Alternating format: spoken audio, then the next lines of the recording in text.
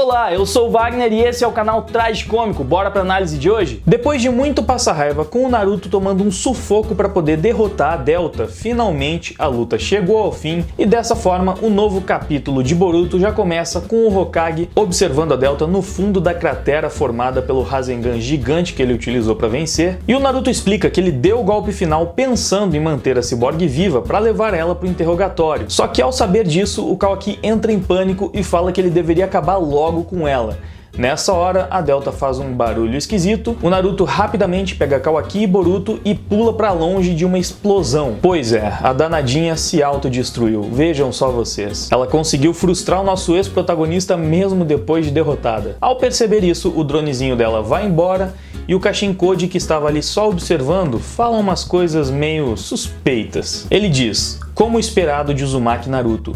Que poder absurdo, mas ainda não é o bastante. Ele não será capaz de derrotar Jigen só com isso. Precisa saber mais sobre Karma e entender os seus segredos. Essa é a única forma de aproveitar da fraqueza de Jigen. E talvez a chave, Uzumaki Boruto, esteja em suas mãos. Certo, essa é a página que mais merece uma análise, porque claramente, essas palavras do Kashinkode apenas reforçam a ideia de que ele é um agente duplo. Ele está interessado na derrota do Jigen, que teoricamente seria ali o seu líder, o seu mestre. Já tinha sido muito suspeito quando em um capítulo anterior ele impediu que a Delta resgatasse o Kawaki antes que Konoha chegasse. Ele usou uma desculpa bem furada, dizendo que seria bom que eles deixassem o Kawaki ir para Konoha, pois assim eles conseguiriam mais informações, sendo que na verdade essa é uma ideia bem estúpida. E você sabe o que isso significa, né? Mais um indício de que talvez a ligação dele com o Jiraiya seja mais forte do que todas as especulações indicam. Afinal de contas, de repente o Kashinkode não é de fato do mal, ele apenas está atuando como um agente duplo, como eu já falei. Também é interessante destacar a frase "como esperado de Uzumaki Naruto". Que poder absurdo! Essa frase nos indica duas coisas. A primeira é que ele já conhece pelo menos um pouco do poder do Naruto, afinal de contas, ele falou que era esperado do Naruto um poder tão grande assim. Então esse poderia ser mais um argumento que defende a hipótese de que ele é o Jiraiya. Afinal, ele demonstra certa familiaridade com o Naruto.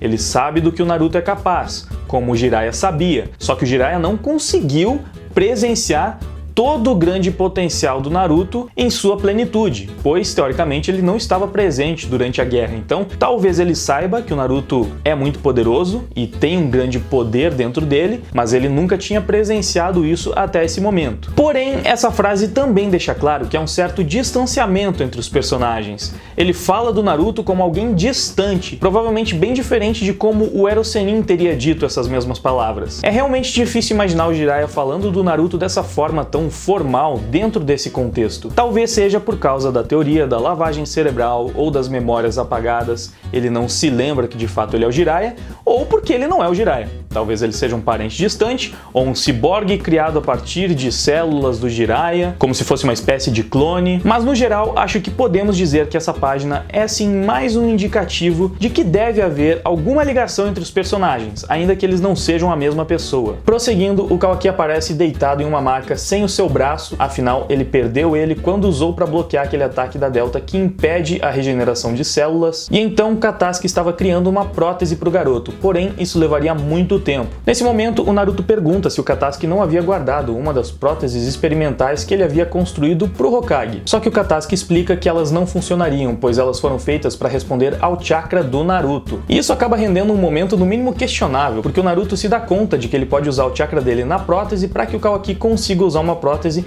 mesmo que ela não tenha sido fabricada especificamente para ele. E o Katasuki, que é o maior gênio de Konoha, fica todo surpreso falando: meu Deus, como eu não havia pensado nisso? A solução mais simples possível, colocar o chakra do Naruto na prótese para ela conseguir funcionar, e o maior gênio do país não pensou nisso. Ficou surpreso até com a possibilidade. Enfim, daí pra frente nós temos mais alguns diálogos para explicar melhor como isso funciona. O Naruto fala que não é muito cansativo nem muito difícil de manter o chakra no braço do Kawaki, porque é como se fosse manter um Kagebushin andando por aí. Ele apenas explica que enquanto ele estiver dormindo, provavelmente o braço não vai funcionar. Depois dessa cena, nós somos levados até os laboratórios da Kara, onde está Amado, o cientista do grupo de vilões. O drone da Delta chega, se acopla em um tipo de mecanismo que está ligado a 3 containers, um deles vazio e os outros 2, adivinha só, com 2 réplicas da Delta. Sim, aquele ciborgue que deu tanto trabalho pro Naruto é só uma de 3 cópias. E eu sei que tem muita gente que ainda defende o argumento de que ela não deu tanto trabalho assim, que o Naruto esteve no domínio da luta o tempo inteiro.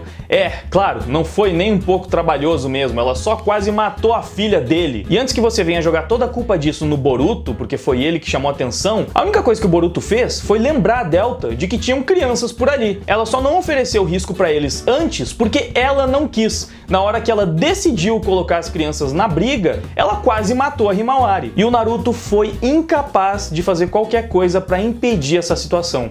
Tanto é que, como nós acabamos de ver, o Kawaki agora está sem um braço por causa disso. Enfim, uma nova versão da Delta acorda e ela claramente possui as mesmas memórias da Delta que foi destruída, provavelmente por causa do drone. Então ela mantém um sentimento de vingança. Ela sabe que o Naruto derrotou ela e por isso ela quer se vingar. Ela sai do local esbravejando e encontra outro membro da cara, que dá uma sacaneada, fala que ela levou uma surra, ela tenta acertar o cara com as suas pernas biônicas, mas aparentemente ele consegue se desmaterializar. A gente até poderia pensar que isso é só um holograma, mas ele fala com todas as letras que fez questão de ir pessoalmente presenciar a Delta dando um chilique. Depois disso, outro membro da cara aparece falando que ela não tem como enfrentar o Naruto porque ele tá muito acima do nível dela e que agora provavelmente vai ser a vez desses 2 aí que acabaram de aparecer. O que, ao meu ver, significa claramente que a Delta não só é apenas uma de 3 ciborgues, como ela também é a mais fraca da cara. Só piora. Foi pra isso aí que o Naruto tomou sufoco. E tomou sufoco sim, não adianta negar. O Kashin Koji já tinha deixado claro anteriormente que o nível do Naruto ainda não era o bastante pro nível do Jigen. Pelo menos não aquilo que o Naruto demonstrou naquela luta. Mas até aí, ok. O Jigen é o boss final.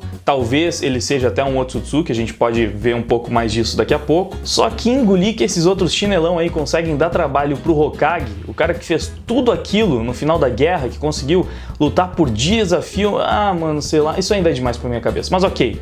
Vamos superar, né? Supera. Hashtag supera. Supera! O próprio Jigen também aparece na conversa pra dar uma bronca na Delta, falando que ela deveria ter seguido o plano do Kashin Koji, perguntando onde é que ele tava, e também fala que eles deveriam ter recuperado o Kawaki antes que Konoha pusesse as suas mãos nele. E nessa hora ela começa a explicar tudo o que rolou, ela fala que o próprio Kashin Koji foi quem falou que eles deveriam deixar Konoha capturar o Kawaki primeiro pra poder colher mais informações, e isso já coloca uma pulguinha atrás da orelha do Jigen, que começa a suspeitar que de repente tem alguma coisa esquisita com o Kashin Koji. E pra finalizar, a Delta também conta pro Jigen sobre o karma do Boruto. Ela fala que existe mais um que eles não tinham conhecimento. E tem uma questão interessante nesse diálogo, porque deixa bem claro que eles sabem que o karma está ligado com os Otsutsukis. Afinal, eles dão a entender que observaram o Naruto e não encontraram o karma no corpo dele. Então eles até se perguntam, será que ficou com o Sasuke? Isso porque provavelmente eles já sabiam que haviam sido os 2 que derrotaram o Momoshiki.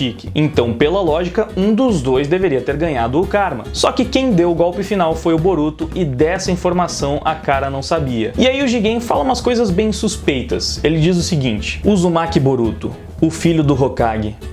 Que notícia inesperada. Maldito Momoshiki. Ele fez isso de propósito quando estava à beira da morte? Seu próprio receptáculo? A gente já sabe que o Kawaki é um receptáculo do Jigen. E agora ele fala que o Boruto é um receptáculo do Momoshiki. Pela lógica, fica cada vez mais claro que o Jigen possui uma relação muito íntima com os Otsutsukis.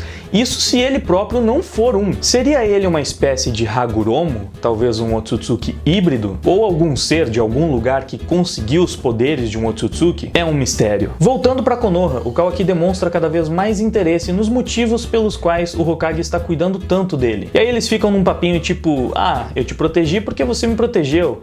Mas eu te protegi porque você me protegeu primeiro. Só puxando o saco um do outro. Até que o Naruto resolve dizer que ele tá fazendo isso porque o Kawaki lembra um pouco dele quando jovem. Sei. Será que é mesmo do Narutinho que ele se lembra? Eu tenho minhas dúvidas. Enfim, todo esse papo foi para construir um pouco mais da relação de Kawaki e Naruto, até que o próprio Kawaki toma a iniciativa de pedir pro Naruto começar a ensiná-lo ninjutsu. E o Naruto, mesmo sendo o Hokage mais ocupado da história de todos os Hokages, topa, obviamente. Vocês percebem o que a gente tem aqui, né? O Boruto já estava sendo treinado pelo Sasuke, que era o seu mestre, e agora nós temos o Kawaki sendo treinado pelo Naruto. Os novos rivais sendo treinados pelos antigos rivais. Daí pra frente nós temos mais algumas ceninhas de descontração em Konoha. A gente vê que agora o Kawaki também está jogando aquele joguinho de cartas que a turma do Boruto adora, e logo de primeira ele já tira um Yondaime, enquanto o Boruto mais uma vez tira o próprio pai. Isso acaba criando mais um momento em que o mangá enfatiza o apreço que o Kawaki está alimentando pelo seu novo mestre. Ele pede para trocar com o Boruto, né, a carta do Yondaime pela carta do atual Hokage. E depois disso a gente tem uma espécie de time skip que mostra algumas cenas do Kawaki consertando o vaso da Himawari, enquanto tem alguns flashes dele treinando, dele confraternizando com a turma do Boruto em Konoha.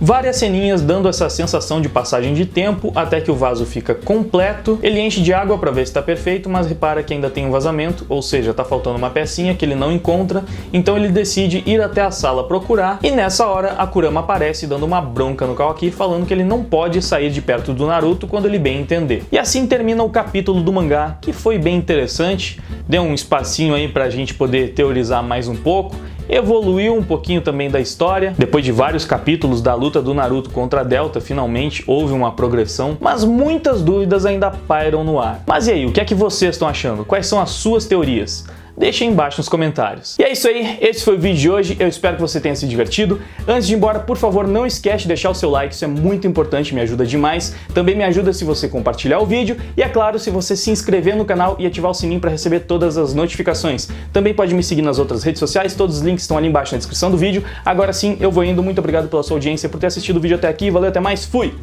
Agora estou ultrapassando você e vou escrever a minha própria